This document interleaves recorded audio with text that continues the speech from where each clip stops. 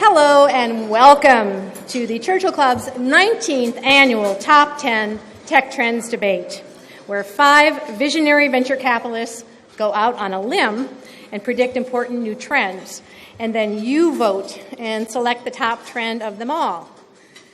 Many people contributed to make this all happen, and it's always a community affair. First, we wish to thank our co-presenter, Forbes, and congratulate them on the 16th annual Midas list of the 100 top venture capitalists. Our platinum sponsor is Accenture, and we cannot thank them enough for their support of this event and their numerous generous contributions over the years. Our silver sponsors are Luxembourg Trade and Investment, Ness Digital Engineering, and RBC Capital Markets. Thank you.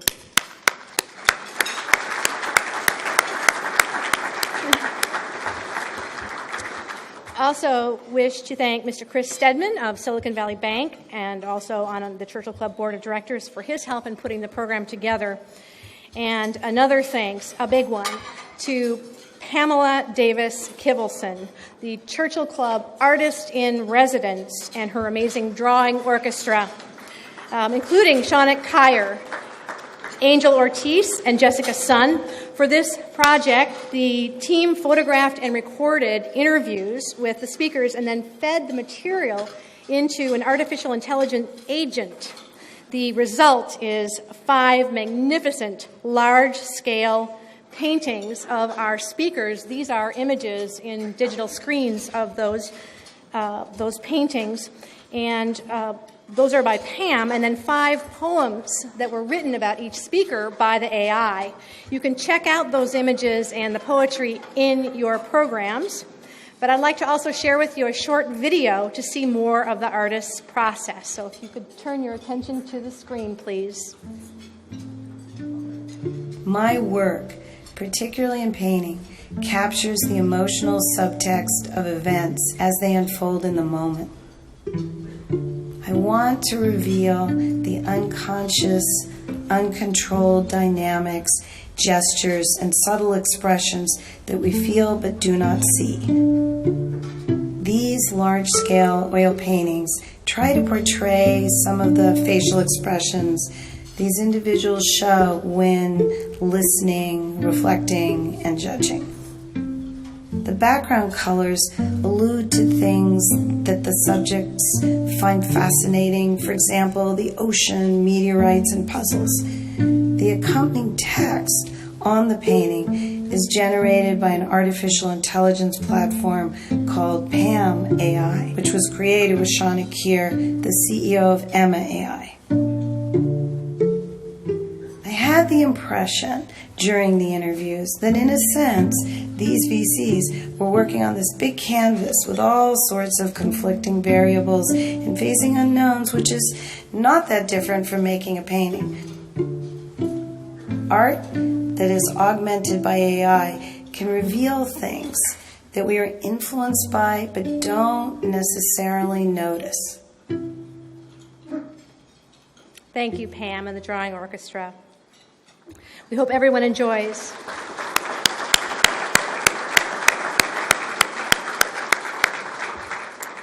This year's winning trend wizard, chosen by you, will receive a custom-created magical wizard wand. That is all I will say for now. You will see the pictures in the actual wand, of course, later on. One final thank you and an introduction. Our polling partner, Poll Everywhere, is contributing their phone-based service to collect your votes on the top 10 trends. Your votes will determine the winning trend, of course, so we want to have your full participation. I'd like to bring up Kelly Arbuckle of Poll Everywhere, who will walk us through the process. Come on up, Kelly. Thanks, Karen. It is such a privilege to be here with you tonight and partnering with the Churchill Club in tonight's exciting event. As we all know, the Churchill Club has long been igniting the conversation about technology and the future. Poll Everywhere is absolutely thrilled to provide the platform that's going to allow all of you to participate in tonight's conversation. So as Karen mentioned, you're going to be asked to vote on all of the trends that are discussed tonight using your phone, using one of these. So let's do a practice round together. If everyone could pull out their phone It's no longer a faux pas at an event like tonight. So go ahead and open up a web browser. I'm going to do the same with you. Go to pollev.com/top10. Wow, you guys are really fast. And answer the question, would you rather be lucky or smart? And that's it. That's as easy as it is. So as we go through the trends, you'll be asked to vote on your phone like this. Thanks, everyone. Thanks, Karen. Thank you, Kelly. Thank you very much, Kelly. Let's give a warm welcome now to John Walsh, Senior Managing Director at Accenture and Chairman Emeritus of the Churchill Club Board of Directors. John.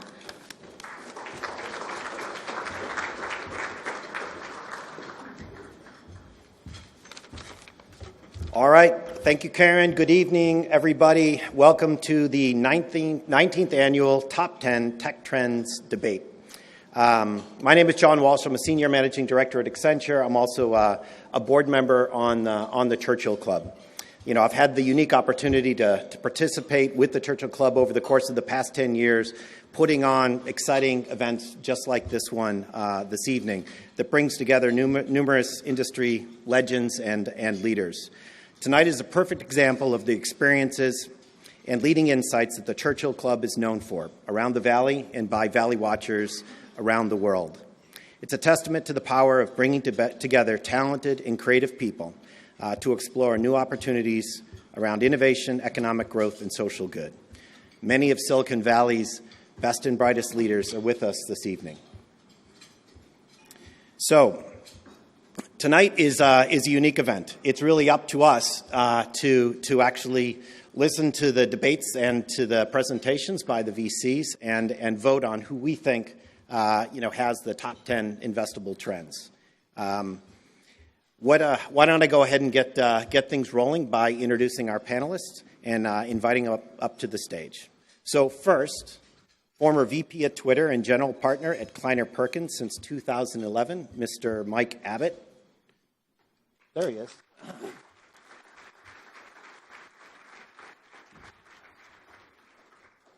Okay, next.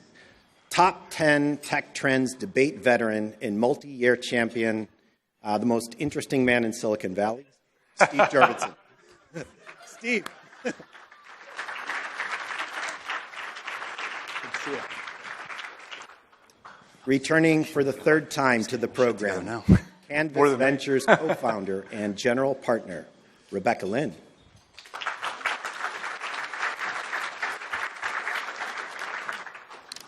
Next, former Pinterest product manager and Benchmark general partner, Sarah Tavel.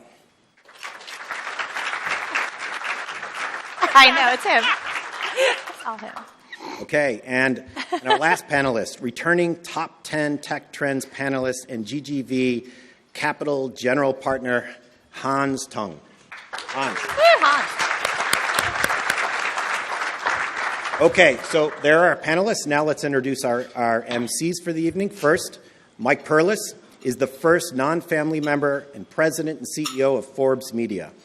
After having spent 10 years at SoftBank Capital, where he invested in content, tech, and mobile businesses, he is still a recovering venture capitalist.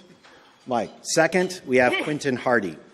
Quinton Hardy, who has gone in the opposite direction. After many years as a distinguished journalist, including as a national editor for Forbes magazine, he is now the head of editorial at Google Cloud. So with that, I'll turn it over to Mike and Quinton, and we'll start the evening. Thank you, everybody. Okay, we're almost ready to get started. I'd like to add my welcome to Karen's and to John's. Welcome, panelists. Welcome to all of you. There are a little more than 500 people here. It really inspires me that this event draws this kind of a crowd year in, year out. There are very few kinds of events like this that can bring this kind of smarts, this kind of accomplishment together in one room on a Wednesday night down here at the Hyatt. This is the 19th year. The panel is extraordinary. Their predictions are way worth listening to. There may be, a Twitter or a Tesla or a Pinterest or a Grubhub or a lending club buried in here. These are very accomplished VCs. It's also your opportunity to let them pitch you. and let you have the opportunity to say yes or no, or I agree, or I disagree. And I know you're going to take great advantage of that and enjoy it. Thrilled to have Quentin here. He's a former colleague, and what he's doing at Google is very interesting and a topic for another time. But journalism is redefining itself, and Quentin is on the tip of that spear. So, Quentin, I'll turn it to you. Thank you so much, Mike. Thank you all for coming. This is a fantastic turnout. I know you're here because you want a window in how these people think, how they see the world. You know they're competitive people. You know in many cases they're making investments now in these areas. They're seeing this and seeing it through. I got to tell you, if you thought they were competitive, I've talked to them. When it comes to the wand, they're really competitive. So that's going to be great. It's about the wand, and that's what we're here for, and here's how it's going to work. Each of our speakers are prepared to deliver 2 trends based on the following criteria. 1, they are not obvious today, but they may well be in the future. And 2, we may well see explosive impact from these areas in about 5 years' time. Mike? Here's how it's going to play out. Quentin and I will give a brief description of the trends one by one. Then the owner of the trend will have 2.5 minutes to persuade everybody in the room that this is her trend and the top 10 trend this year. The panel then will vote. They'll express their opinion by holding their paddle, red disagreeing and green agreeing with the trend. And I'd ask the panelists, it's a big room and there are a lot of people here. When you put your paddle up, put it up high and proud so that everybody can see it. Then the panel will have the opportunity over about 5 minutes, about a minute each, to explain why they agreed or disagreed with the trend. And then the speaker will get the opportunity for a minute of rebuttal. And then the audience will vote, and we'll see where we end up. So pundits, one of you will win that magical wizard wand at the end of the evening. Good luck. Let's dive in. And Quentin, can you take it away? All right, well, let's start with my friend Mike Abbott, who sees a way to solve a problem everyone agrees needs solving, but no one has been able to lick yet, and that is education. Redefining education from the how to the what. As Mike sees it, the ability to consume educational content via different channels will stretch how children learn, and they will learn in new ways. There will be access to virtual travel, global historical sites, and novel experiences. Traditional educational endeavors, the IQ, will happen virtually and online, while the importance of emotional intelligence, or EQ, collaborative endeavors, will be the primary focus of development through physical interaction. Mike, go. Sure. So, in terms of actually education and how it's reaching the masses, there's been a lot of democratization just in the last couple of years through platforms like Coursera and Udacity. And that's really enabled, again, globally, access to this information and allowed all of us actually to continue to learn in a meaningful way, either be young or old. One of the things that's recently started to emerge that I think is going to come over the next 5 years is the use of technologies like virtual reality to now democratize the ability for children to actually experience visiting various key sites globally, whether it be the streets of Tokyo or some of the 7 wonders of the world. And so I think that's one aspect that education is going to change radically at a global level, that it's actually going to help not just the kids in the U.S., but worldwide. The second, I think, is incredibly important to think about, and that is, as artificial intelligence becomes a part of all of our lives over the next decade, there's going to be, obviously, various transitions in jobs, but one of the things that can become increasingly important is not necessarily the human-to-computer interaction, but the human-to-human interaction. And so I think that there's going to be an increased, let's say, education around how can you help the social interaction between two humans, and actually looking at measuring EQ in more meaningful ways and actually really teaching that way. So a university, you can imagine, a predominant amount of the content, we'll say at the IQ level, will be delivered through these online experiences or through VR, but we're still going to require that human-to-human interaction, and that's going to be the primary, I think, driver for children of the future actually to go to universities. So there's actually a balance of how do we contribute into this world that's going to have so much augmented intelligence. All right. So, and now the presenters will vote with their paddles and comment down the line. So do you... Which goes first? We have to raise our paddles, right? Raise your paddles. All together, raise your paddles. Are we green or are we red? Raise them high, you guys. We're kind of red. Are you red, Hans? Half. All right. Half and half. Half. Okay. I forgot the half. Two predictions. All right. Half. Who wants to go first with some pushback? Well, you had me until VR. I started with VR. Well, You lost so early. I started when I said N. Well, I totally, with this description as it's written, amen. I agree with you, but VR being ubiquitous part of this in the next 5 years, that's where you lose me. Actually, I got lost at the headline because I think it's the opposite. I think it's going from the what to the how in the post-Google era, where what you know isn't as important as lifelong learning and how you learn. And I think that's what education increasingly will be about, starting that spark. I also agree VR is not part of it. And I do agree that emotional EQ will be an important skill in the AI future. I totally agree with that. It's just not clear to me from hearing the description of this in general why education gets better, what particular technologies. I don't think it's AR. I think the flipped classroom idea was started by Khan Academy and others that sort of rippled through a variety of schools that you already see this underway. And so I think over the next 5 years, and unfortunately, because I want this to radically change in 5 years, I think the inertia around regulated education systems and teachers' unions, what have you, will mean things don't change as fast as they do in other tech industries. I think education at home will change, and I think much of this is partially true, but generally, I think you got the title backwards. Rebecca? Yeah, I don't have a ton to add to that. I think that the main challenge with education is what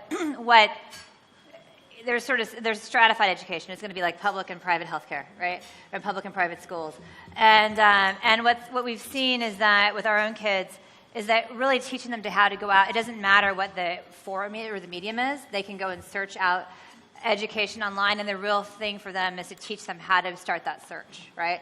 And the format doesn't matter. It doesn't matter if it's AI or VR or whatever, but it's to get them to have the confidence and be stood up to where they figure out how to go ask those questions, how to find the information, no matter where that might be. And honestly, we've basically done a homeschooling program with our daughter, and we're discovering that we can pretty much knock out all of education in 2 hours a day that she's currently getting in public school. And it's unbelievable. And it's largely because of what is available online.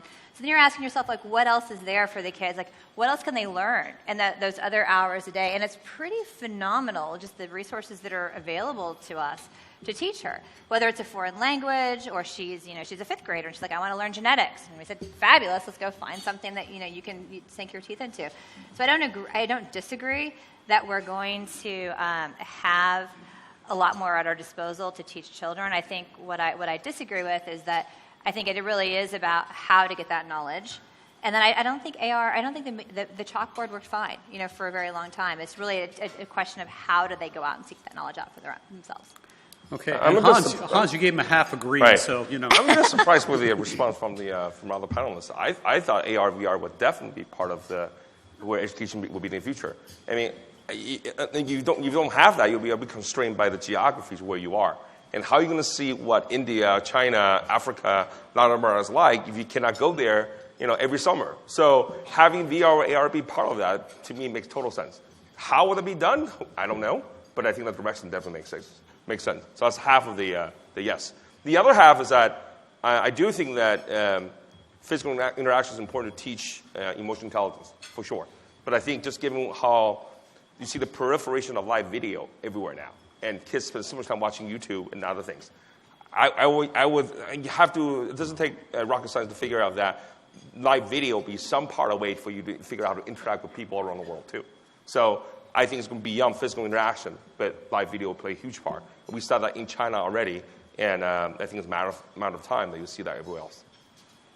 All right. Well, Mike, now you know how it feels when they pitch to you. No, first of all, I actually love there's so much challenge, because if it was obvious, it would definitely not happen. I mean, that's one thing we actually do know. And I think that it's easy in this valley for us to kind of operate around education in really an echo chamber. The reality is that there are many kids that don't go to private schools and don't actually have access to the content we have here.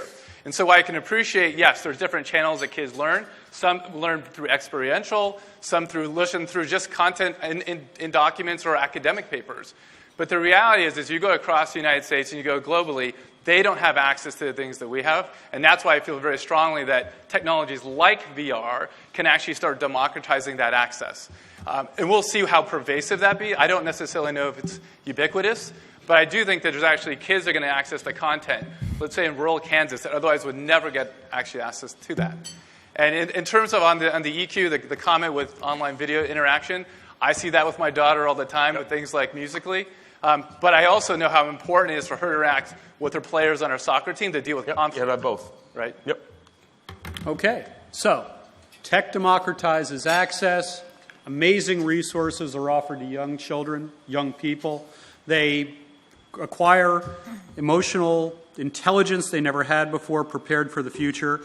Audience, it's time to vote, and I want everybody on their phones. Lots of participation.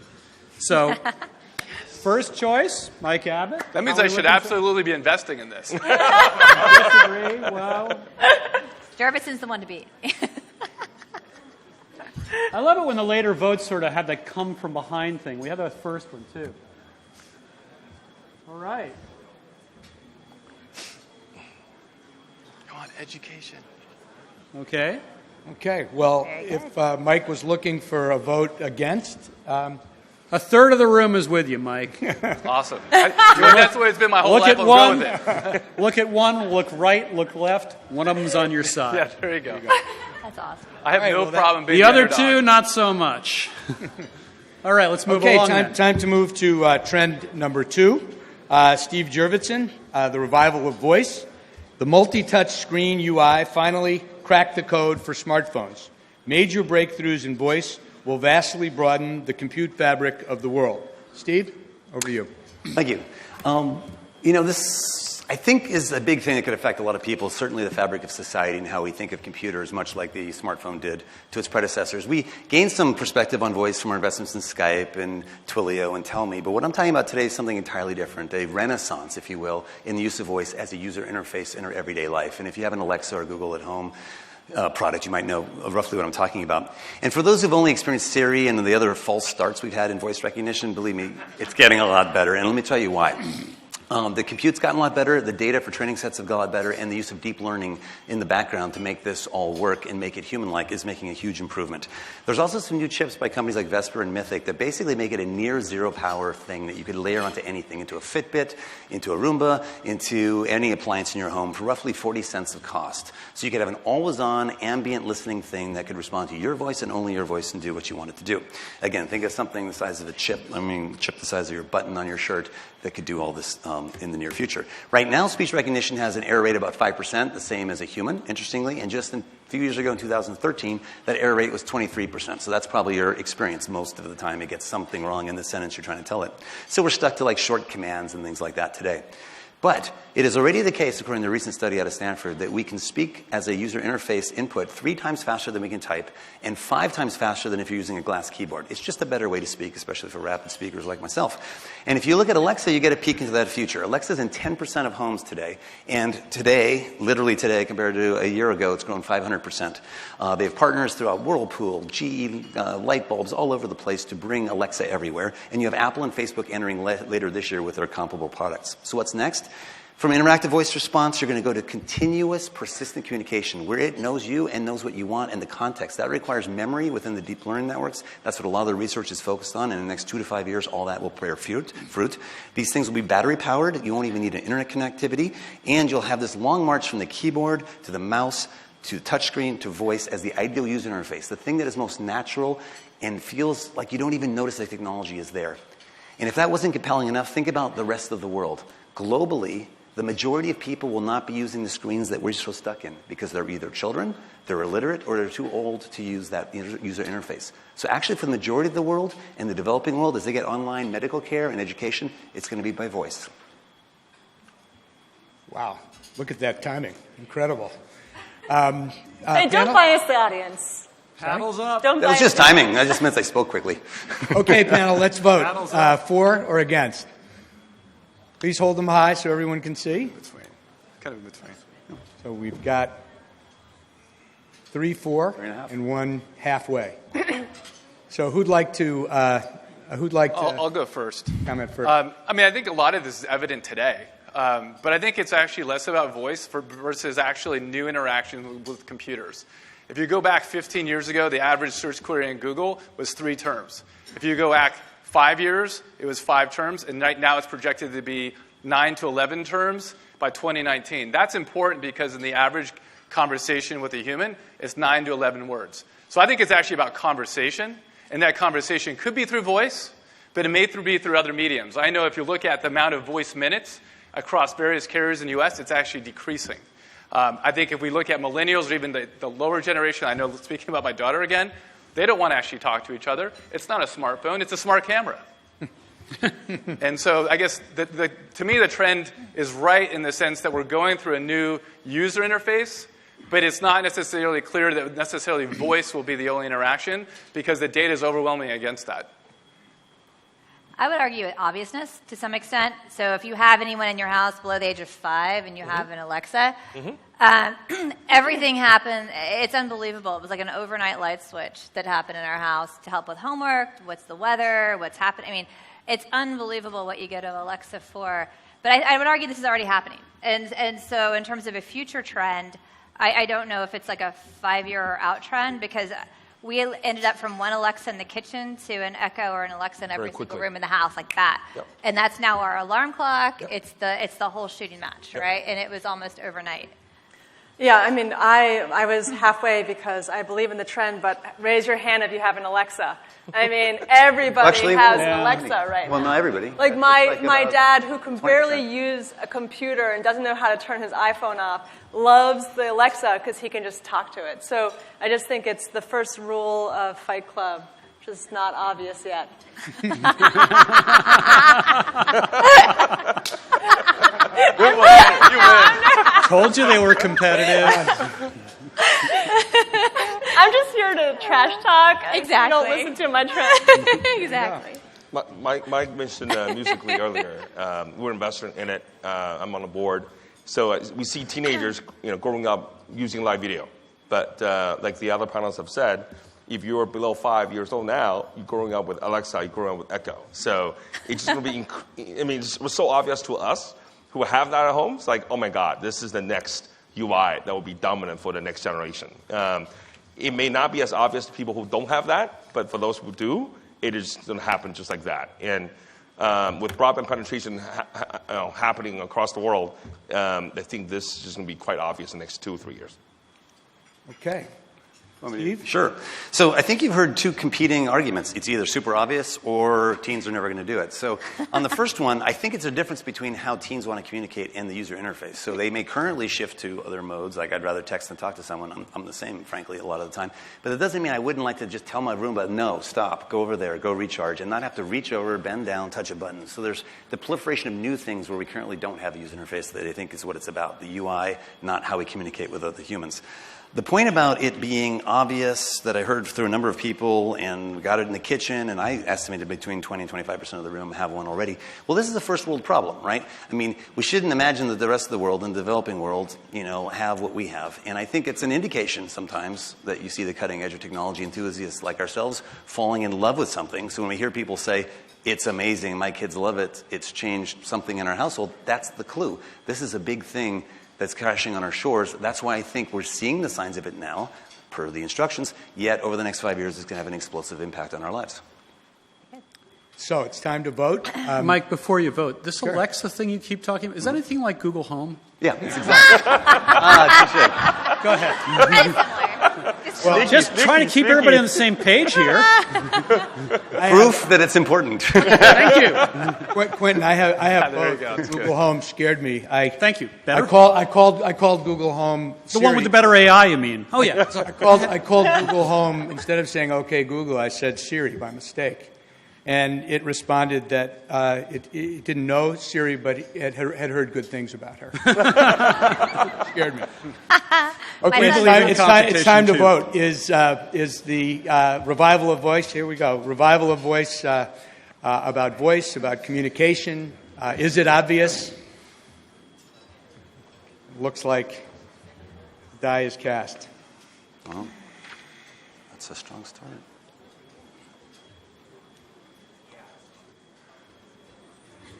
Okay. Well, it's amazing how quickly these polls take shape. They really do. Yeah, this is... Okay, Quentin, it's time for trend number 3. Okay. This seems like a big deal. Preventing massive plague. Kind of a big deal. Huge. For those of you in the room who already have the plague, keep it to yourselves. So last year, 2 million people in the U.S. were infected with antibiotic-resistant bacteria. That's a big number. It's growing. In the next 5 years, people are going to come at this problem like never before. We're going to see a rise in microbiome engineering to create therapies to fight antibiotic resistance and save lives. This is potentially, I guess you'd say, Rebecca, a trend on the order of the invention of antibiotics in the first place? Exactly. Thank you for that. So the Black Plague killed a third of the entire European population. And we haven't had to worry about that in our lifetime because we've had this lovely thing called antibiotics. But antibiotic resistance is on the rise, as I'm sure you all have heard. Last year alone, over 2 million people were infected with antibiotic bacteria in the U.S. And there have been cases with patients who have been resistant to all 26 antibiotics that we currently have. That's the entire U.S. arsenal of antibiotics. And earlier this year, a Nevada woman made the news because she passed away because she had a bacteria that was indeed resistant to all 26 antibiotics. And by the end of this year, over 70,000 people will have an antibiotic resistance bacteria, not to all 26, hopefully, but resistant to the antibiotics we currently have. Now, the issue here is that bacteria adapt quickly, far faster than we can develop drugs. It takes about 10 years to get a drug through the FDA and 1 year for a bacteria to develop resistance. Did you already show the video? No. Did you have a video to go with it? Yeah, there was a video that was supposed to go now. But it's okay. It did? Okay. So that video showed the bacteria, which were the white cells, moving in, and the black is the medium, and the medium actually has antibiotics on it. And the concentration of the antibiotics is less on the outside and greater towards the middle. So what you're seeing is the bacteria proliferate, that they hit a wall where they hit like a higher level of antibiotic resistance, but they only hit a wall for a short period of time. And then they develop this antibiotic-resistant strain, and they continue to move through the medium. Now, this happened in 11 days. This is sped up to 56 seconds, but this is 11 days, and a bacteria actually develops resistance to antibiotics. So it's pretty frightening. In addition to death, bacteria is going to change how we operate, literally. Elective surgeries will stop. Hollywood's going to look very different after that happens. And things that we just perceive as commonplace, like tonsillectomies, wisdom teeth removal, ACL repair, are going to be life and death choices that we make. The good news is that I do predict that in the next 5 years, we will have the solution to ward off the next potential plague. There are 3 promising areas of research. The first is the microbiome. I've long said that the microbiome is the penicillin of our generation. And fecal transplants, as gross as that might sound, have already shown to cure about 98% of all C. diff infections that they're applied to. Phages, bacteriophages, are viruses that kill specific strains of bacteria, and these have been effective at treating patients that have come down with antibiotic-resistant infections. And this is the ultimate and personalized medicine that we hear about because each one requires a special phage cocktail. So in sum, I predict in the next 5 years, advances in the microbiome and in phage science are going to actually help us combat antibiotic resistance that we hear about. Time. And help us prevent the plague. She had to close it up. Okay, panelists. So raise your paddles, but think of them as little death scythes. Are we red? Are we green? Okay. Oh, okay. Okay, Jurvetson, he's okay with the plague. Well, actually, I'm sort of like in the middle. Yeah, because there's some I agree with. Okay. Fuzziness there. Okay, I'm like so indeterminate. Yeah. Okay, this plague has an upside, is what you're telling me. The great culling. Go ahead, Mike. What do you see? I think we have to look at what's the root cause of the resistance beyond the physiological immune response that's actually creating this, and that is the over-prescription of antibiotics by doctors. I think we are in a culture right now where parents complain about their children. The doctor actually wants to appease the parent. What does he or she do? They prescribe antibiotics. See this all the time. And I think that is certainly both driven, not obviously the physiological cause, but accelerated the resistance in some of these areas. The second, while being a big fan, and I actually agree with some of the advances in microbiome, is that if you look at the cellular models today that we test against within the microbiome, we just do not understand necessarily how things necessarily work within our microbiome, but we do apply these weapons of mass destruction to antibiotics, and we know they clear out everything in our system versus, let's say, making attempts to garden that. And that's where I do certainly agree with moving into more of how do we do the gardening approach, frankly, which is even different than doing a fecal transplant and just replacing your microbiome entirely. Okay. The poo shove. Yep. A push. Or a pill. Steve. Yeah, sure. So I think it is an important problem. By the way, it's a really big problem. 30% of people in the developing world die because of bacterial infection. So it's a big, hairy problem, and there are a lot of people working on it, as Rebecca mentioned, with a variety of approaches. The worry I have is this 5-year horizon. I mean, she herself mentioned it takes 10 years to get FDA approval. So I, for one, have learned to get really humble about these credible breakthroughs in the lab that aren't yet in the FDA cycle. And in fact, the ones that were the farthest along, like Ceres, public company doing exactly this, it just failed clinical trials. And so there really isn't a contender, I don't think, in a 5-year time frame, even though it'd be great if someone could do this. The other thing is this is a really hard ecology problem. And in other words, it's not just like understanding one cell or one organism. It's a whole microcosm of organisms that you're trying to affect. And that is a very complex thing indeed. In fact, the phage therapy that she mentioned, and I'm on the board of a company that does this, it's complicated. It's really hard. These are the viruses that kill bacteria, by the way, and it's kind of amazing that every day, half of the bacteria on Earth are killed by phage. Naturally. This evolutionary dance is well evolved. They've gone like way down this pathway beyond what our scientists are figuring out in terms of directed phage. So I believe in these therapies. We've invested in at least 2 of them. I just don't think it's going to make a meaningful dent in the next 5 years versus preventing the use of antibiotics in the first place. Sarah. I don't actually have anything to add on this one. I agree. I think that this is just a really important area of focus. As you'll see with one of my trends, I actually think that this is a subset of something that I believe in. So, amen. Okay. Pro. Hands. I think the guys over on the other side are just disagreeing for the sake of disagreeing. I think this is a... Oh, no, we're not. I think this is a growing problem, not only in the U.S., but elsewhere as well. We track data in China, and it is a problem. Doctors in China love to give out antibiotics just like that, even worse than here. So it is a big growing problem, and I think that over the next 5 years, we should be able to find something to stem the tide. We'll find something, but if it's a biologic, a bacteria or a virus that you're giving, that's going to be a long FDA cycle.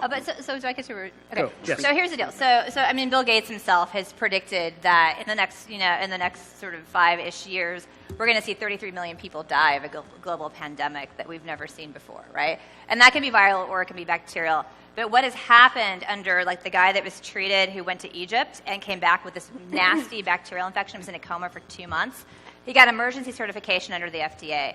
So I guarantee if we're in a pandemic situation and we have this hit, that they will expedite this through the FDA in a very rapid fashion. I mean, they got it expedited through the FDA in like a week or something. It was ridiculous because in reality, the Navy and the military has been working on this for a very long time, and that's where they sent the guy.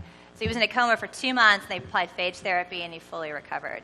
And so that's just one case. We have an actual crisis. If we have a crisis, they're going to move it. I mean, it's going to go. So you're going to see the military technology kind of come to light very quickly, and they'll move it through very quickly. And so we're also in we're in Second Genome, for example, on the microbiome side of this, that's actually working at specific therapies for problems we have in the microbiome. And while the fecal transplants have been shown to sort of be a broad-based application for a lot of these bacterial infections, they're working on very point solutions for different things that people might have, and it's coming along very nicely. So I think it's got a lot of promise coming forward in the next 5 years. So the thesis is, in the next 5 years, a planet-devastating preferably disgusting plague comes along and shrinks the FDA approval from 10 years to 6. Exactly. Yes. I'm there. Time to vote. There you are. It's great stuff. That's tighter than I thought. Here we go. That's great. Oh, excellent. There you go. This is good. We've all had lots of antibiotics given to us, so This we is good. understand.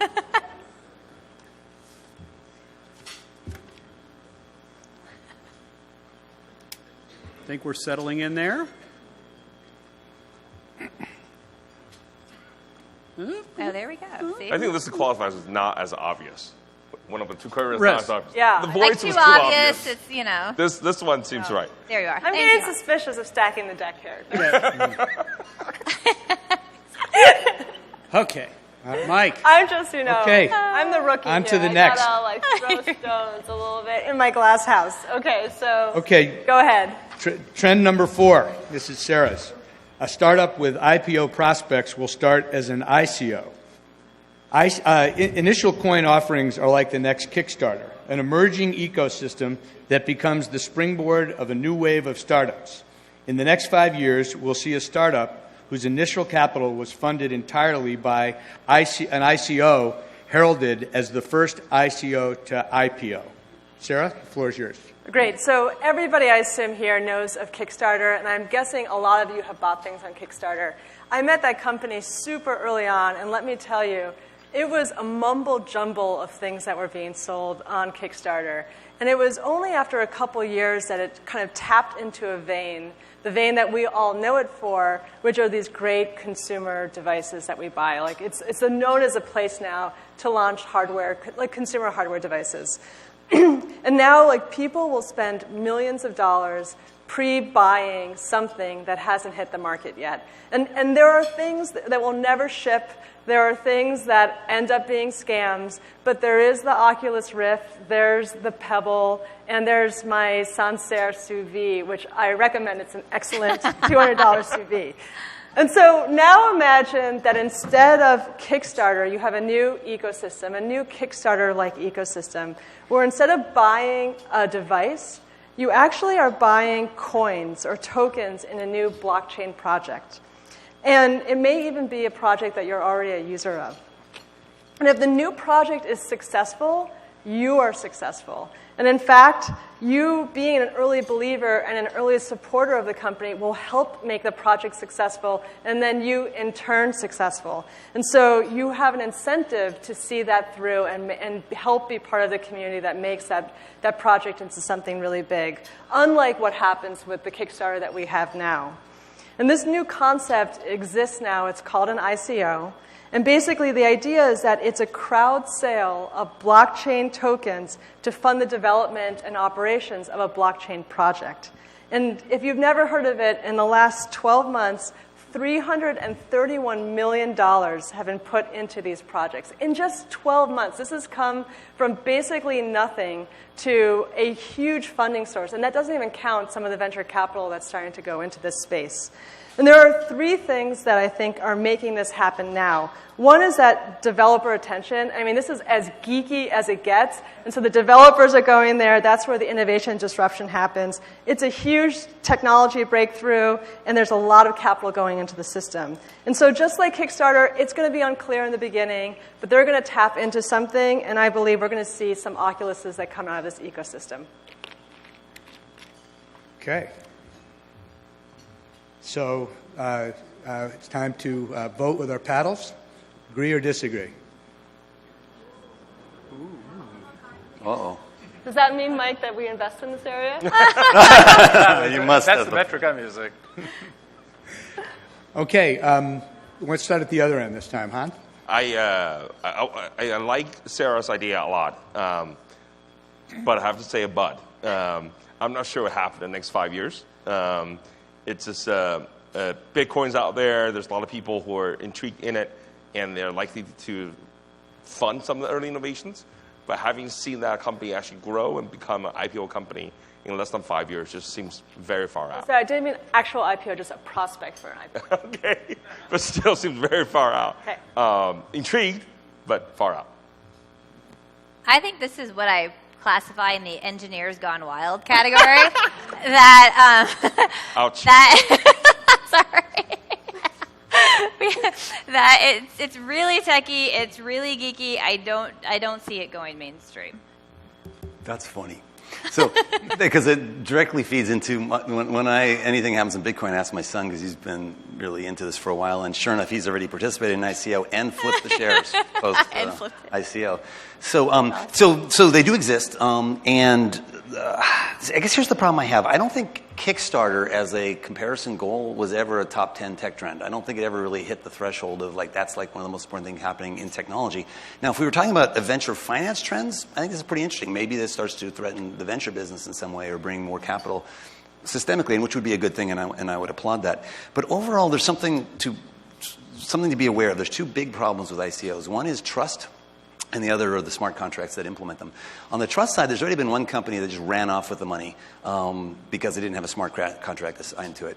And that's kind of tough part about this ICO. The other version is to do like Ethereum and the DAO and others have done, which is to have a smart contract attached. But as the DAO discovered, a contractual error is a disaster, and it led to a hard fork of Ethereum and just, nerds run amok. Oh my God, they weren't on Twitter when that happened. That was all the buzz.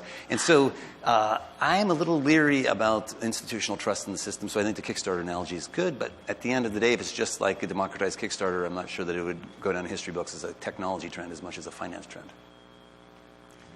Probably extend some of those comments.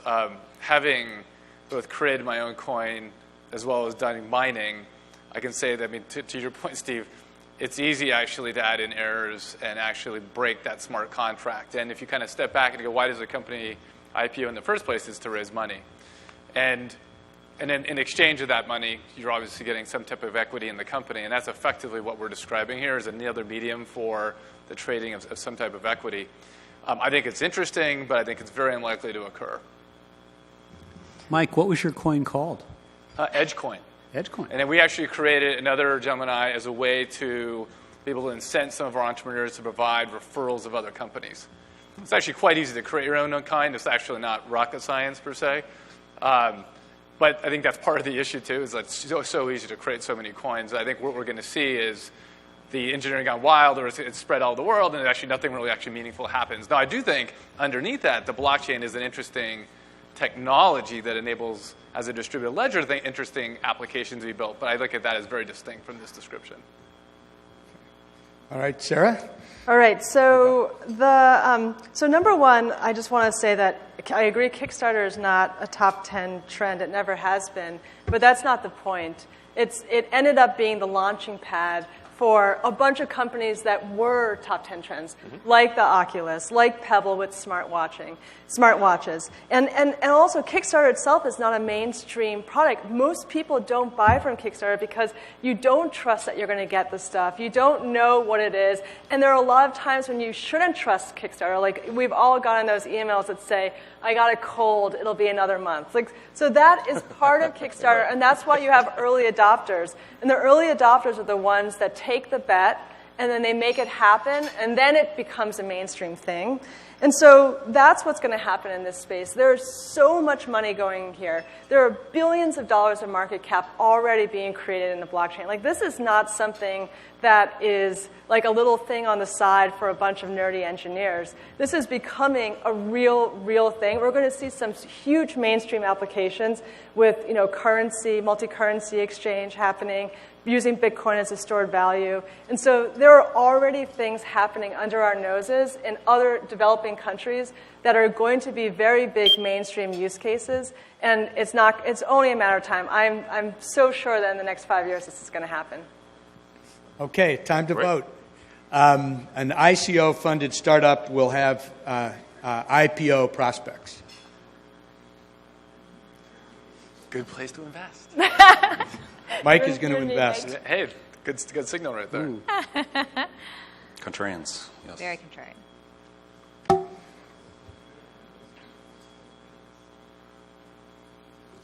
Okay.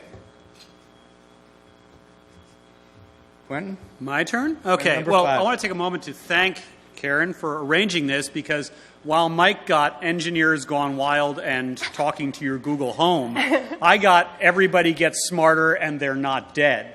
And continuing that trend, everybody's going to be fat. That's great.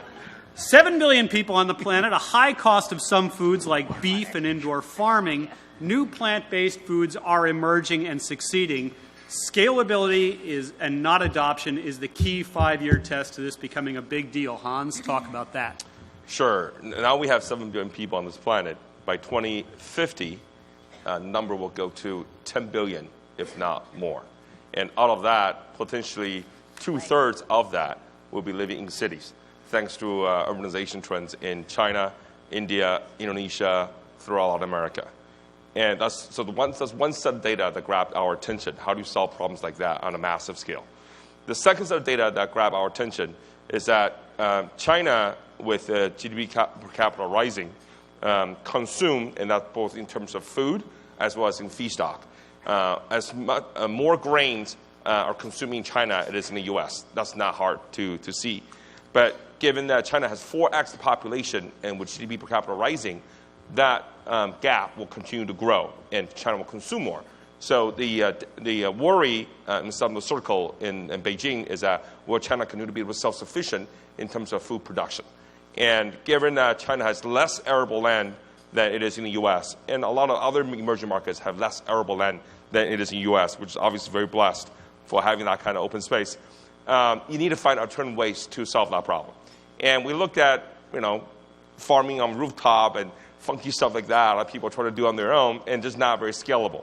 I think over the last 5 years, we've seen the cost of LED light gone down dramatically, from $40, $50 a light bulb to now less than 10.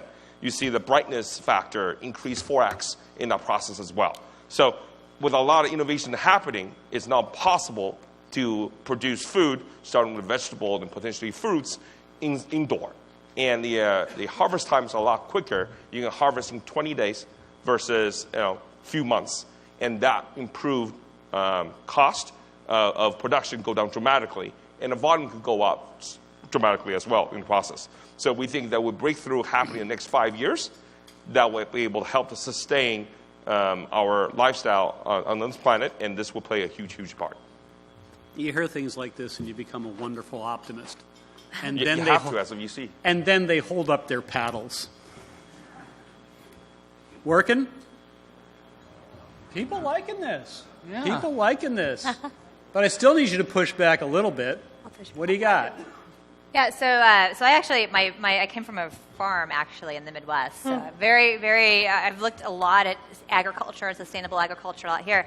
It was about 2 years ago that I already saw a startup that basically had a semi-trailer, and they'd park it in a restaurant parking lot, and they could grow lettuce in less than a week because of the whole idea with the lights and how fast it turned. So I think the thing is here is just timing. So in terms of the technology being there, it's there. It's right. Absolutely there.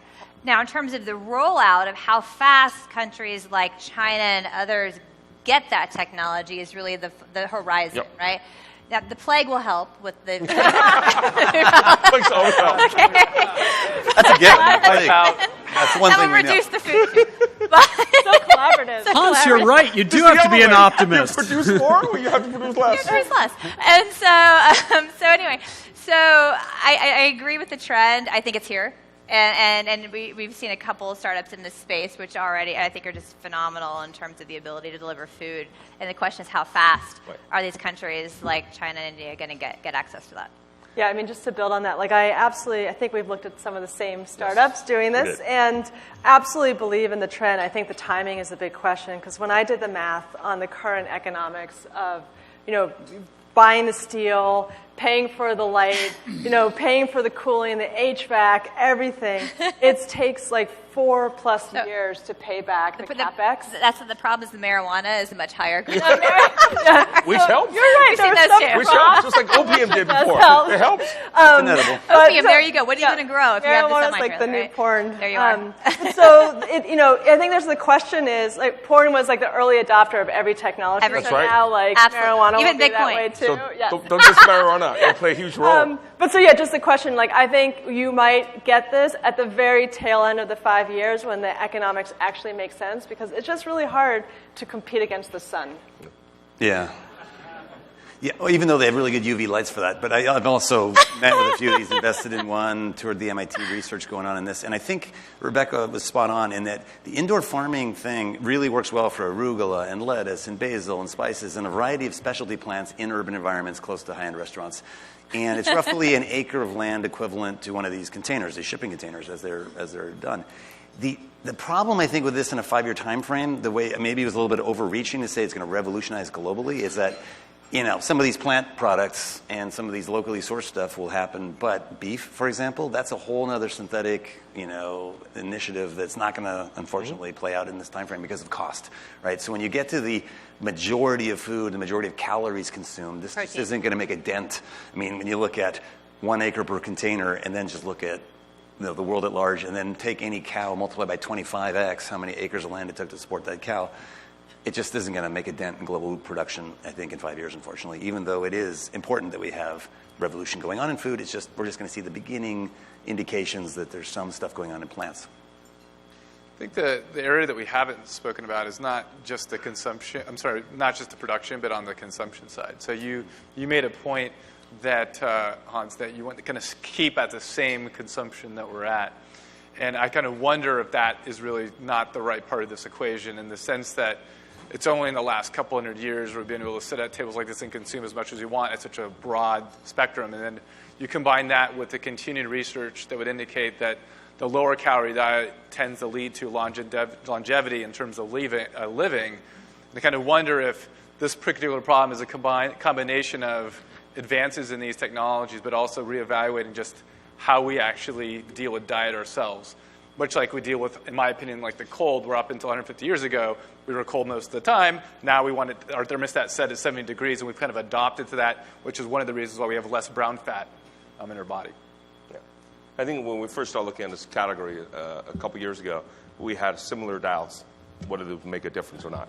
But at the end of the day, what we realized is that in terms of just taking vegetables, growing vegetables, they it's over here, you can buy stuff that's organic. Go to Whole Food and get organic stuff. But elsewhere, there's not enough field that can produce, that's clean enough to produce organic food. So how to deal with food safety issues, even starting with vegetables. We look around for solutions, and given the extent of pollution in emerging markets, we go back to looking at indoor farming as the best way to solve that problem. And we think that marijuana, I actually don't make light of it. Actually, that will I think will play a role in speed up the technology. Exactly, and to give you scale. You need scale. And if pot helps give you scale, then hallelujah, that will play a role. And I think that technology is not just in the U.S., but we see that technology happening in other parts of the world, whether it's China or India. So I think that even where we are in the first world, we don't see that as a bigger problem, or don't feel the need to solve that problem. But in emerging markets, we definitely see that's interesting. And that's why we're so excited about it. Okay, so technology is there. Can it scale? Can Hans deploy this across the planet within 5 years? Oh, yeah. There you are. Look at Lots that. of people liking that idea. We want you to be right. As we will with yours. I think Rebecca got it with the plague will help. That kind of swung over the 20%. That's the weed comment, Okay. Good. Mike. Okay, trend 6 is Mike's. Rise of DNA applications due to low-cost sequence. The radical decrease of the cost of genomic sequencing will enable superior diagnostic tools that will trigger a dramatic shift to proactive from reactive medical treatments, improving patient care and reducing healthcare costs. Mike? So 10 years ago, it cost over $100,000 to sequence the genome. And you fast forward today, it's now a couple $100 to actually sequence a genome. Now, that's a phenomenal advancement. Now, it's interesting. I was just thinking 20 years ago, I was working on a PhD in this space. And back then, we thought things like introns in your DNA didn't mean anything. And now it turns out 20 years later, all the things I was taught were basically effectively wrong. But with this advancement of this kind of low-cost sequencing, we are now moving into an era to ask them these questions, understand where should be scenarios that a patient should get additional testing. Okay, so this is not about a 5-year time frame of FDA approval. It's you have a particular mutation as an example today, that might predispose you to breast cancer and ovarian cancer, something that's very actionable that you can go do. That's here today. So let's talk about the next 5 years. What is that actually going to translate into? I think that one of the areas is going to be in the microbiome, less, let's say, for a pharmacological compound that has some high degree of efficacy, but more of, based on this trend of the bacteria, let's say, in your excrement, should there be a modification of your diet? And I think it may be early to start thinking about something along the lines of a smart toilet, but I think that we absolutely will have that as a way to give us indication to potentially get further diagnostics from our MD. I think another area that we're going to see, that we're kind of seeing very emerging areas, is around aging, and understanding that as you age, your telomeres are actually shrinking. How can we actually use this low-cost sequencing to start to understand what might be the approaches that we might want to take to actually elongate that? Will we have a solution for aging in 5 years? No, I'm not saying that. What I'm saying is this is actually going to enable a new set of applications that can be built to basically drive experimentation a whole level actually higher. So that's it. Start the conversation. Let's raise our paddles. Awesome. I love this. Oh, wow. 3 heavies and a ready. Okay. A lot of glass stuff old people here. Slipping? Yeah, I might go red. Yeah. Oh, I'd love to hear it. It's controversial because we actually already have low-cost sequencing. No, that's obvious, yes. Yeah. But yes. Hans, let's start that. Sure. I kind of think that Mike took the easy way out. I think that directionally, it's definitely true. There's no doubt about that. But not taking a stance on how long it would take is a little bit, 5 years, I think it's hard, just given the regulatory nature of the category. But long-term, directionally makes sense. Can I go next? Rebecca? I mean, so the low-cost sequencing is, I've been in healthcare IT since 2009, right? I've looked at all the DNA companies. That's obvious. The problem is reducing healthcare costs. And the thing is, it's not your DNA, it's not your genomic sequence, it's going to bring down healthcare costs. 80% of healthcare costs can be addressed because people need to lose 10 to 50 pounds. And that has nothing to do with their DNA. Maybe it has to do with their DNA in terms of like what might they want to do, but usually it's just don't eat the Big Mac and put down the Slurpee. And so for me, it's this is just like at the margin. DNA sequencing is going to help you. Like certain kinds of cancer, like at the margin. But the huge issue America faces with healthcare costs is they just eat too freaking much, and they don't exercise, and they eat the wrong stuff when they do eat. Yeah. How many people had a full genome sequence? Not 23andMe, but full genome sequence? No. Yeah, I have. I also had my gut microbiome, my oral microbiome. It's fascinating what lives in there, but yeah, there isn't a single damn thing that came out of it. Yeah, nothing helped. And I've been working with Craig Venner for the last decade, and he was the one who sort of first sequenced the human genome. And is bringing that cost down, a big driver of that cost down through the partnerships he does with the suppliers. And so I think I agree with what I've been hearing earlier. It's important, but there was just a lot of blah here, like smart toilet and stuff that just really seems like a digression from, like neonatal testing and basically a research tool over the next 5 years where we're going to learn a lot more about biology, but we're probably going to, unfortunately, do it in reactive ways simply because changing human behavior, changing payment systems, changing reimbursement, and changing the FDA aren't going to all happen at the same time. And so on the edge, there's some health-conscious people like ourselves, perhaps some of us in the room, that will use information to better live our lives. But frankly, losing weight's probably going to do a lot more than anything else. That picture makes me look like 10 pounds heavier, by the way. Oh, that's just, these are all age regressed, I think. Yeah. What the hell? Okay, Sarah, it's your turn. I think that Rebecca said a lot of the things that I was thinking in my head, which is I agree with a lot of what you described. My concern is that it's actually going to increase healthcare costs, not decrease, just because, yes, the cost of the DNA sequencing itself has decreased dramatically, but then with that becomes all these new things that we can do and spend money on that are going to be expensive. So that would be my concern. Mike, what do you think? Sure, I actually can rebut Steve's comment. So 8 years ago, my wife was diagnosed with breast cancer. And if she had basically a 23andMe test, she would have known that despite her not having any family history, she would have had the CHEK2 mutation, and she would have known. Instead, she just fortuitously, a radiologist found a spot in a mammogram when she was done at 37 because she had a miscarriage. So it was totally random. So despite the mismatch, it's a real thing. It impacts real lives. Now, I agree that 40% of healthcare costs, if you step back, is type 2 diabetes. Absolutely. That is a huge thing. But there are certain people that are actually predisposed to high insulin production, and I think that's actually where we can lead to better actually impact across the country and, frankly, across the world. Yeah.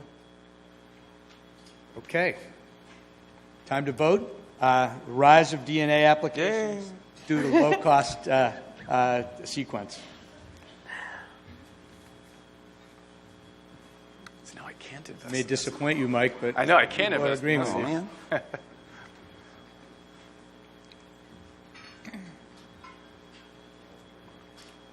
Okay, settled in.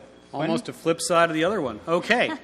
Next up, Steve Jurvetson with the deep edge, embedding inference edges, neural nets, tiny brains and everything. There already are some tiny brains up here. A couple local intelligence with each sensor and Internet of Things to become a sensory cortex of the planet. Steve? Sure, thank you. Go.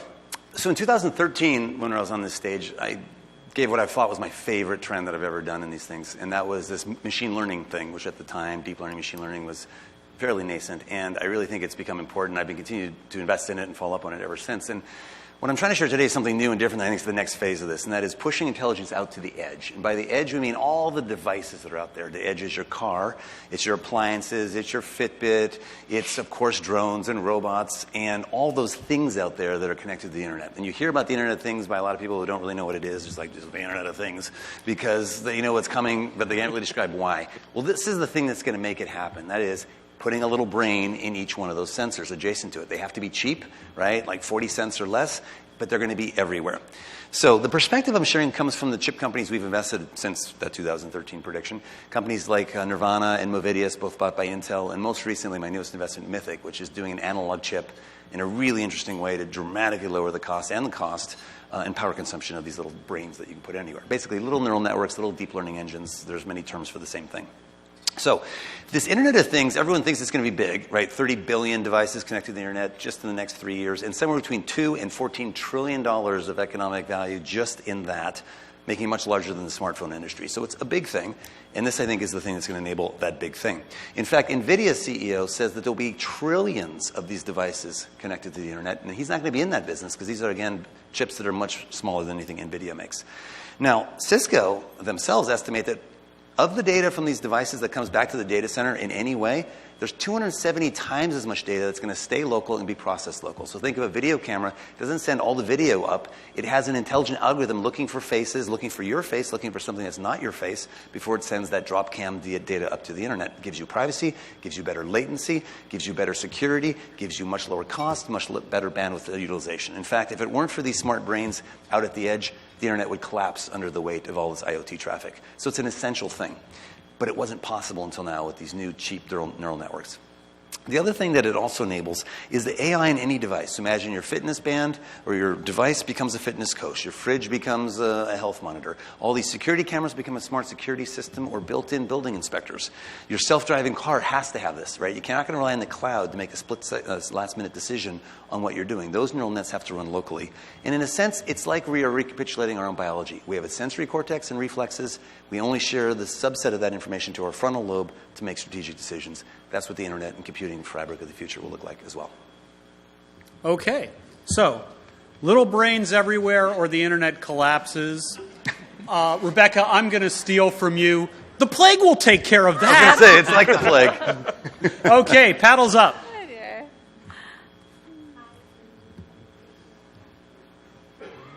Both? Yes? No?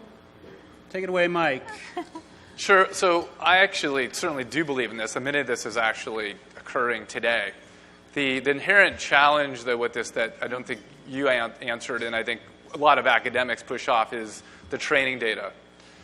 There's a lot of great academic papers in the area. Academics tend to use incredibly high fidelity cleansed data, but that is not the real world. And so the question I have within this general trend is how are models going to be generated specifically for certain scenarios with the right data, and where is that data actually going to be coming from?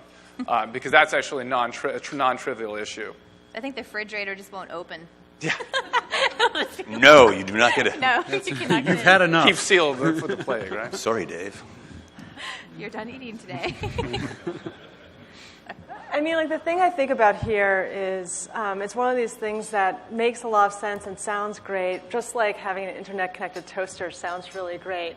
But then you don't actually need it. And so the thing that I'm just asking myself are, like, what are really going to be the use cases? Like, most of these devices that you want on the edge, you want to consume very little power because they're just there to really be kind of transmitting data as opposed to doing anything with the data. And so I just think it's one of those things, like 10 years ago we thought IoT was going to be everything, and that my refrigerator was going to be internet connected, and my toothbrush was going to be internet connected, and everything was going to be internet connected.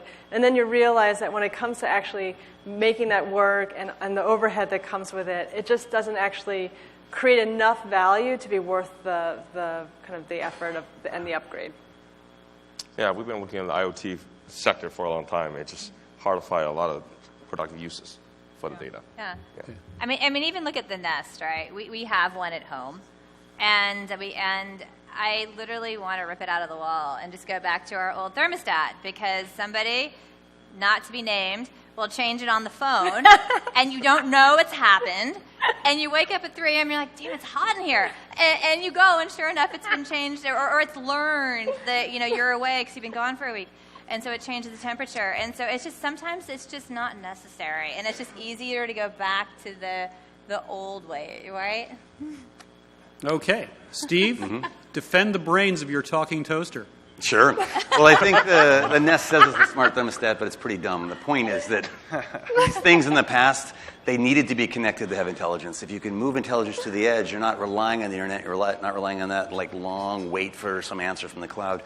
Take, for example, a hearing aid. Hearing aids with the same intelligence at the edge don't have to be connected to the internet. They could focus on voices just the way your brain does, weed out noise like never before, and do translation on the fly.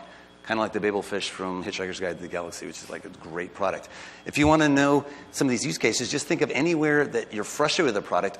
Don't you wish it could be smarter? If it was smarter, you wouldn't have that frustration. And I would say that the Nest is a symptom, not the answer to the problem.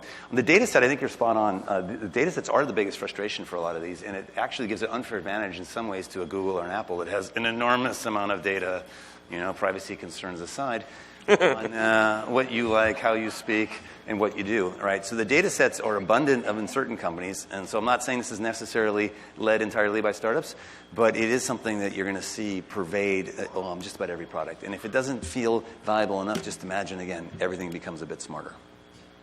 Okay. A day within 5 years when the hearing aid can tell you to put down the donut in 3 languages and you still don't listen. Audience, vote. Wow. Well, look at that. Damn. Jurvetson. We have a lot of IT people here. Yeah. We need to make sure this is of some value. Oh, is that mine? No, was that yours? Oh, no, sorry. I'm just dropping things left and right. Okay, there we are. They're all over the stage. Pretty solid. Mike, go. Okay. Trend number 8 is Rebecca's. Breaking up is hard to do.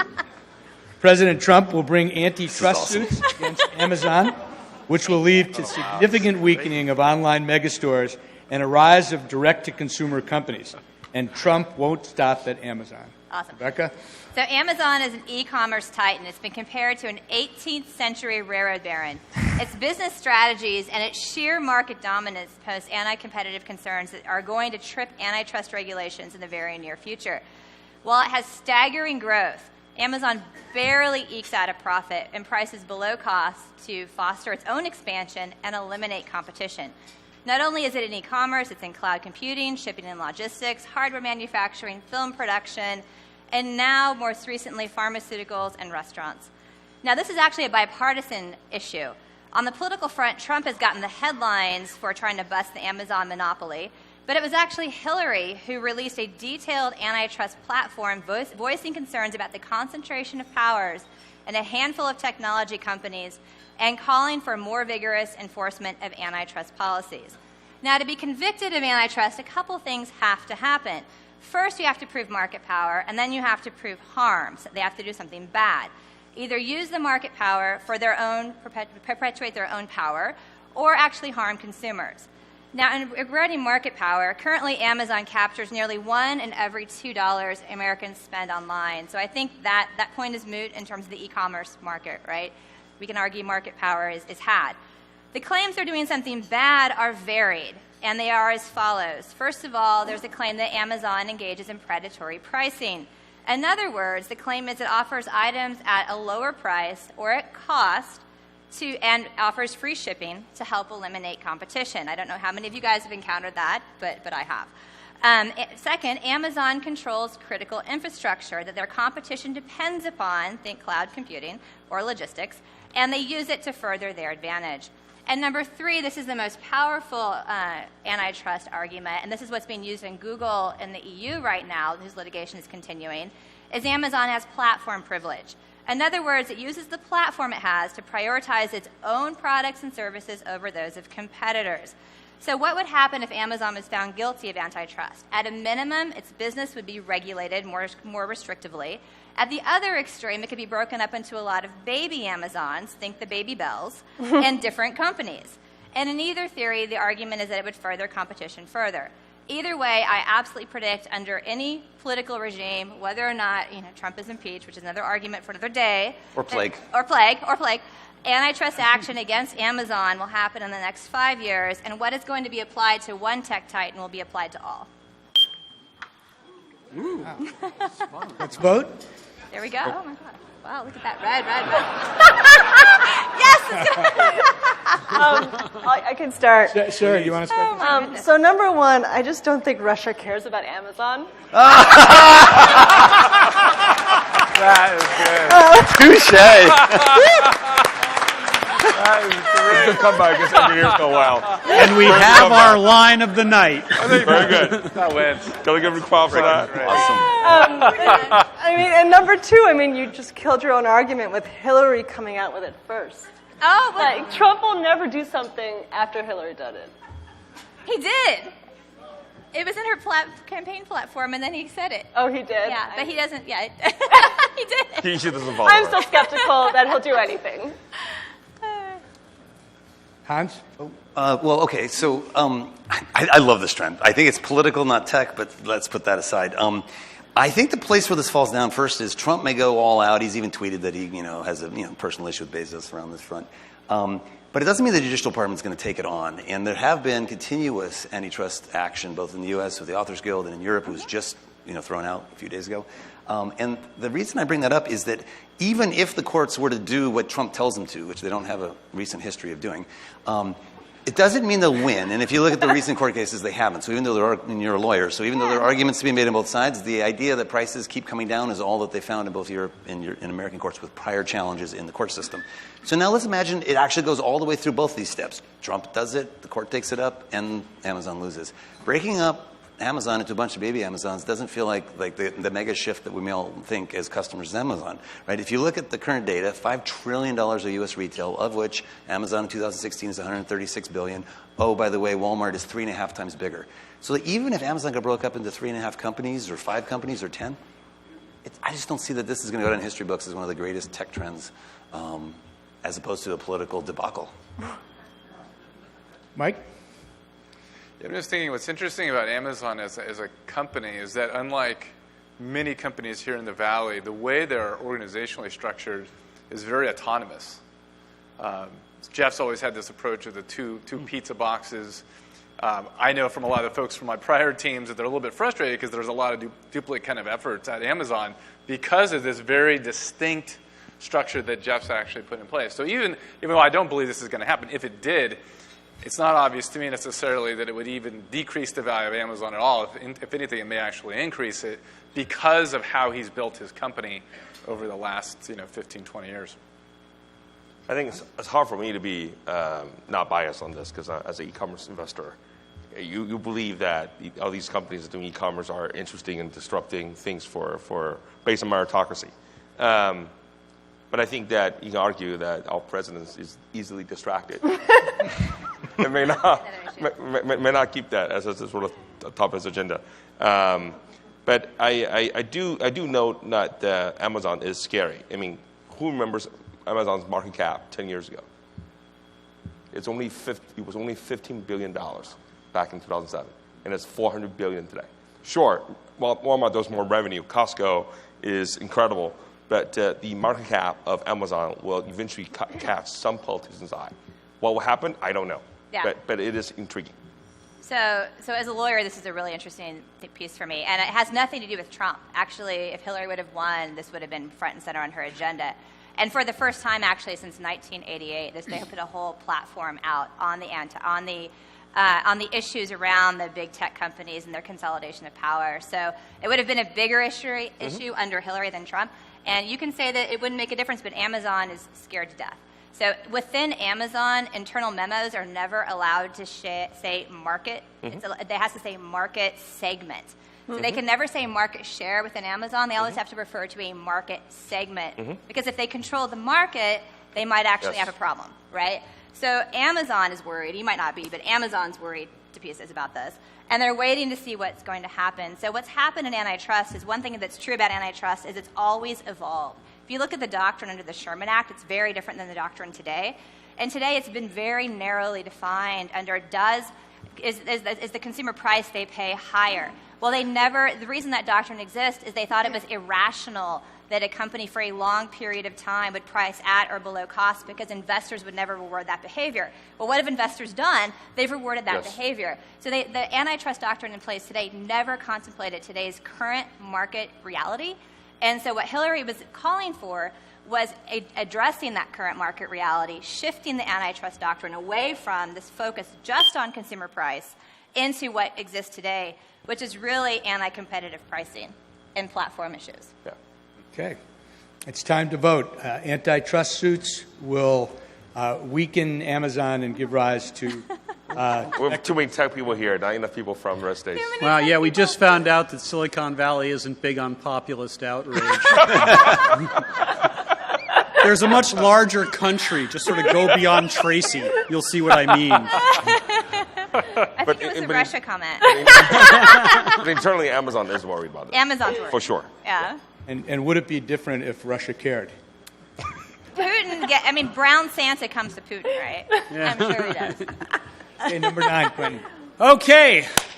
Biome is back, badder than ever, and full of data and AI and ecology. Sarah, we have millions of organisms living out and around our bodies. We're only starting to understand in the next 5 years.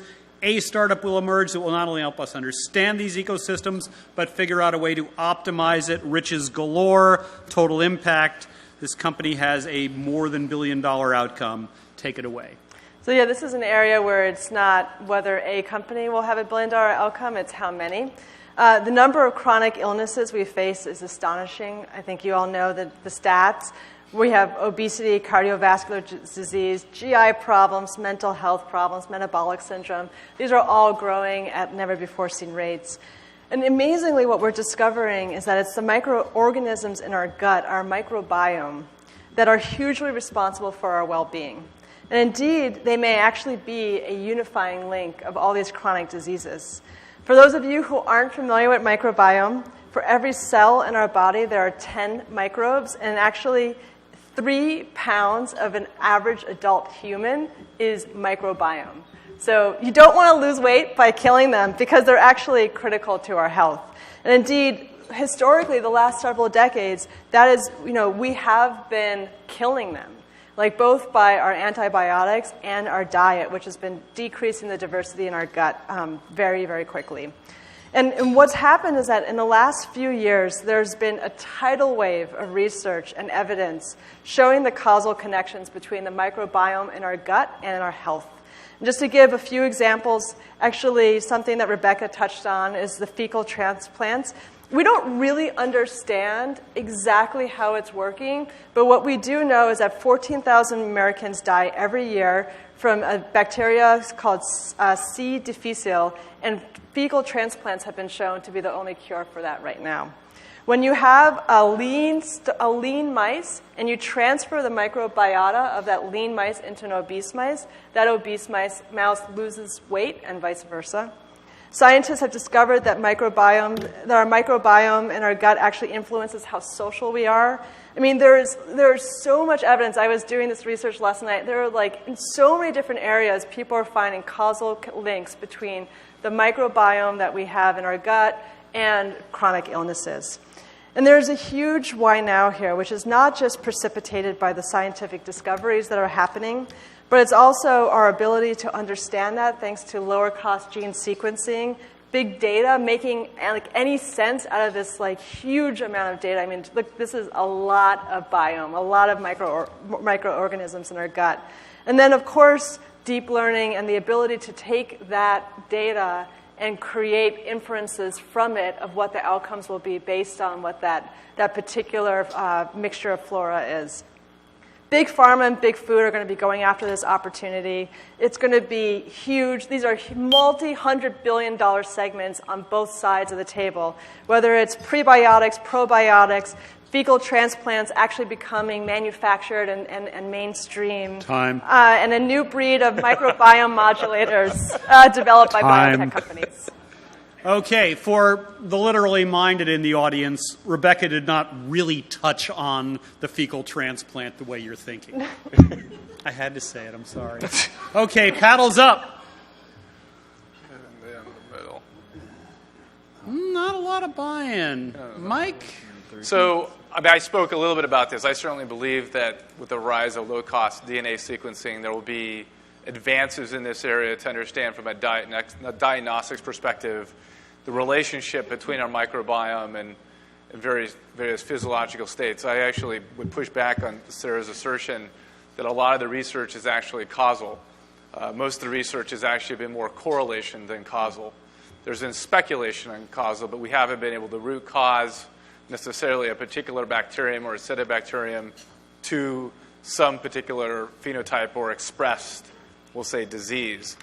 I do think another area that we don't think a lot about in this area that's exciting as well is just how this applies to not just humans, but also, let's say, animals like cows for animal husbandry, and how applications there may actually emerge with the same, frankly, principles that Sarah outlined, but just looking at other mammals and how that might be applied to increase yield for food, as an example. Steve? Yeah, so on the sort of, well, this has already happened. So there was a company called Ceremonies. It's publicly traded. In 2015, it went public, had a $1.9 billion market cap, and it makes a microbiome treatment for treating C. difficile. So exactly this was all the rage in 2015.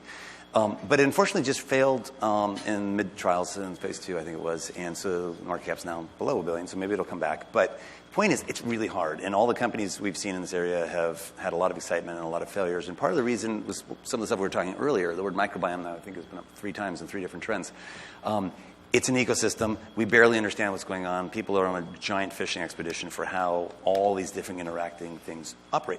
For example, one of the current theories that's bubbling up as to why all these probiotic and microbiome therapies don't seem to work is that the body's natural phage, the natural viruses that we have, just kill them off. You introduce something foreign in the bacterial domain in your gut, you can get great results in a lab study, in a short-term animal study, but then the phage come and just kill them all off. And so it's kind of like saying I'm going to re-engineer the Amazon rainforest versus I'm just going to try to make a better tree. It's a really big challenge. It's an important one. I just don't think within 5 years we're going to get there, although we'll probably see all kinds of billion-dollar valuations tossed around for people who say they've got the solution. Rebecca. So you're saying there's a chance. So I'm saying there's a chance. Bingo. I love the microbiome stuff. I actually have a totally different take on this, and this is that I think the fecal transplants work when you take sort of everything in something to your correlation causation issue, and you put it where you don't want to think about. That has been shown to work. The problem is I don't know if pharma can make a buck on this or not to some extent. Because what they're trying to do is just like if you have a food allergy, like if you have a peanut allergy, well, doing like a desensitization works, but you can't patent the peanut, right? And so a lot of kids go around with food allergies that shouldn't because pharma can't make a buck on it, right? And so what they're trying to do is they're trying to look at the poop, right, and figure out what is it in that poop that I can put in a pill and actually not have a naturally occurring compound, right? Make it on my own. I can patent the hell out of it and make a buck. When in reality, you might not be able to. The poop just might be it, and you might not understand what that full cocktail is. Can't right? sell that shit. Exactly, you can't sell that shit. They're correlated.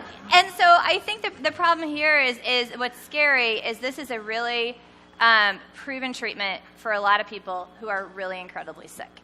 And what kills me is it might be not as widely available because pharma might not be able to make the buck on it that they want to make. Hans. Yeah, nothing new to that. Okay. Okay, so good feedback. So I think so number one is the kind of pushback that correlation is not causation. And look, so first of all, we always have many more examples of correlations than causations because it's just a lot. Correlations are there happening already, and then we have to do the hard work to prove the causality.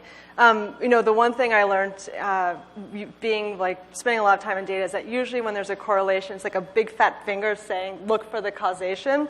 And we're very early, and that's why this is a 5-year trend, not a now trend. We're going to find more and more examples of these causal links in the next 5 years. There's just so much energy going into the space. And to Steve's feedback about this one company that went public and now failed, I mean, God, we could say that about so many life sciences companies. Should we not invest in oncology anymore because a lot of companies go public to raise money and then it doesn't work and then it fails? That is what happens, and we're just very early. And again, this is a 5-year trend. It's not a now trend. All right. That sounds good. Time to vote, audience. So, a 5-year data bonanza, a hard problem solved. Good. Splits are good. Good. Yeah. Very good. Whoa. Wow. I got you. Good job. Good defense. Come back. Right. I'll pay you the checks later. Thank you, fans. They're battling it. Mike, take it home. Our final trend is Hans's. Retail stores will become showrooms and VR experiences. Offline retail will continue its steady decline as more customers move to online and towards brands with mass market appeal. Malls will become community service centers, offering everything from daycare to tax services. Hans? I think this trend and the trend you're talking about shows a swap. Amazon is definitely it's an incredible machine, and this is happening not only in the U.S. but also see e-commerce through Alibaba, our portfolio company in China, doing exactly the same thing in China. And so all these malls, whether it's here or China, are closing. A lot of stores are closing.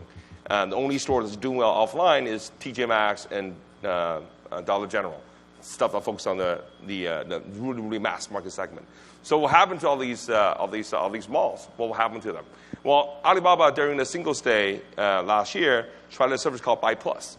You can take the smartphone, put a VR headset over it.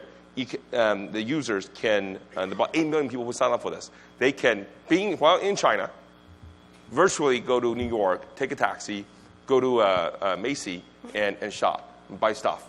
And it's paid by Alipay. Alibaba hasn't disclosed how much sales being done, but that's an interesting way to play retail sales via VR. We don't know what will happen to all these malls. Most of them will close. But in the spirit of keeping some of the jobs alive in the flyover states, we got to figure out a way to keep them open. So maybe it's community service centers, maybe it's trying other services, but we've got to figure out a way to keep them open because if through e-commerce, just a lot of that is being disrupted. Okay, let's vote. Panel?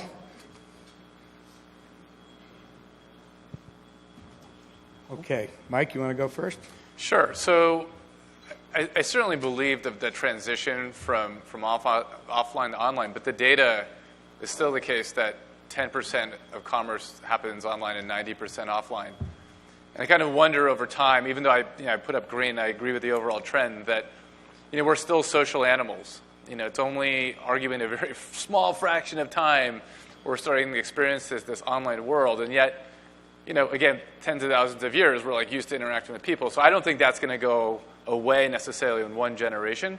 I do think for certain experiences it'll shift, but one of the things that's always fascinating to me is if you go to Stanford Mall or someplace like that, the teens, the kind of millennials are still there. Part of it, I think, is the community that pulls it together. So I agree that all that retail space is going to shift. I'm not too sure what, but I think it's a real trend, that's for sure. Boy, I could have sworn this was a 1990 trend that I saw at some point. When the internet came and the shopping malls were all going to go, oh shit, there comes the internet. And if anything, it's been different, but it's just the same story. So what has happened is there's been a lot of shifts in what happens in those real estate malls, right? So you got your Brookstones, your Sharper Images, your Best Buys all suffering because consumer electronics are kind of easy for geeks like us to buy online. And then Clash and Close and other things that you want to experience or experience showrooms like Tesla and Apple, they boom. So you basically just have shifts in what goes on in the mall, and you have experiences like theaters and VR coming in. That's all great. So at the end of the day, it just feels like it's a real estate shift question, which the REITs and real estate investors could care a lot about, but I couldn't care less. And I'm not sure if most tech investors looking back from 50 years in the future would say the way in which the shopping malls changed their real estate allocation really mattered a whole hell of a lot. But isn't that exactly what he's saying? He's saying that the mall will shift and it'll be more services, but my point is, like, pop-up stores. Great. I mean, I was going to ask where the teenagers hang out, right? Because if not at the mall. And to your point, I mean, they're still there to a large extent. And my half was, this is called showrooming, right? There's even a word for it. And rumor has it that Apple was actually giving people $5 off gift certificates if they go take a picture in the store of whatever they wanted to buy and buy it on Amazon. Not that would further the antitrust conversation at all. but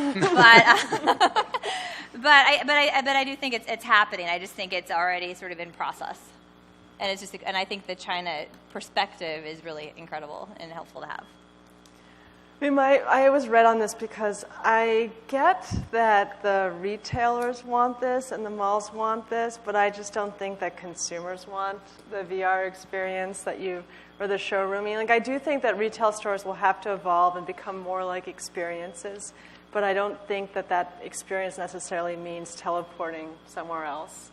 And yeah, it'll be cheap rent, so other things will emerge in those former ghosts of malls. But I just don't know. Just don't know if there's going to be a lot of like energy and enthusiasm in this space, and it's just going to feel more like something that's decaying slowly. Right. I love Steve's response because in 2003, GGV made one of the first investments in China, in a very little company, controversial at the time, called Alibaba. And the valuation back then, it was a very expensive $170 million. And it was not profitable at the time, didn't have Tavel, didn't have Tmall. And then in 2004, a group of Silicon Valley top VCs went to China with Silicon Valley Bank. And looking at China, people just weren't sure how fast internet would take off. And among which e-commerce was one thing that most VCs on that trip think that would not take off in China. And then fast forward to today, Chinese e-commerce market is bigger than in the US. In China, actually malls are closing. And this is in China where you think that people would want to social experience and go shop in the offline world.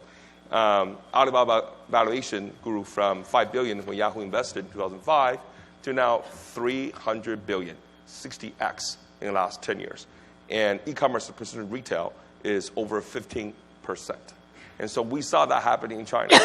And I'm a personal investor in both Snapdeal and Flipkart in India, number one, number two in e-commerce. They are fighting against Amazon.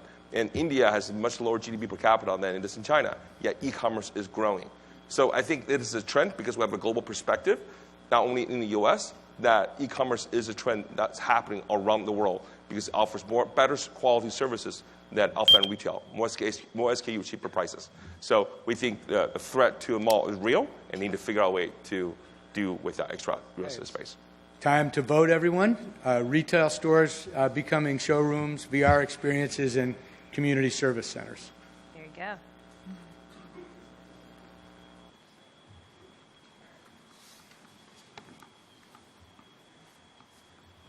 Okay. Are we good? We're good. Go ahead, Quentin. Time to add up the final results. And as Poll Everywhere is preparing to reveal our trend winner, and we're going to keep in a little suspense now, let's take a look at the wizard wand that some lucky VC is going to walk off with. Oh, you'll be the only kid on your block with one of those. This is a commissioned item created by the Acme Wand Supply, whose slogan is, "When it's just you and the Prince of Darkness, only Acme will do." I've said that a lot. The handle is fashioned of blue and white celluloid, Churchill blue. The shaft is clearly made of ebony. The accents are sterling silver. The end cap is equipped with a quartz crystal ball to help with future gazing. If you look inside the ball, there's a fire opal underneath. Stunning wand. It's finished with a quartz crystal tip and an engraving that reads, 2017 Churchill Club Trend Wizard. Who's walking away with this wonderful wand? Mike? Well, let's take a look. Let's see the results. Oh, okay. Here we go. Deep edge. There you go. Deep edge. Are those numbers right? Number 1 and number 2 are Steve Jurvetson, and he is going to be able to add this wand to his wizard's hat collection. And congratulations, Steve. Way to go.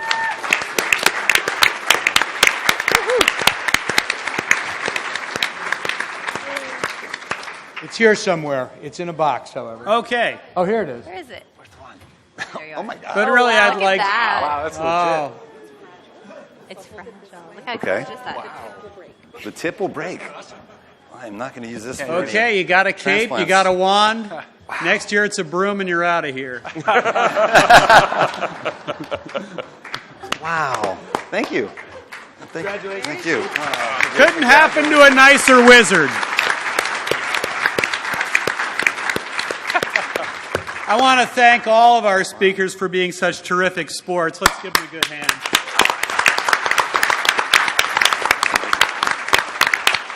Keep the paddles as a gift. They double as ping pong paddles. You can use them at the meetings and discreetly agree and disagree with anything. Thank you so much to the audience. Please, before you get up, I want to let you know you can leave your email address on your way out and receive a digital copy of all of these trends for your investment pleasures over the next 5 years, or to hold their feet to the fire in 2022. Well, thank you very much. It's been a wonderful audience. We hope you've learned a lot. I certainly have. Thank you very much, and good night. Yeah.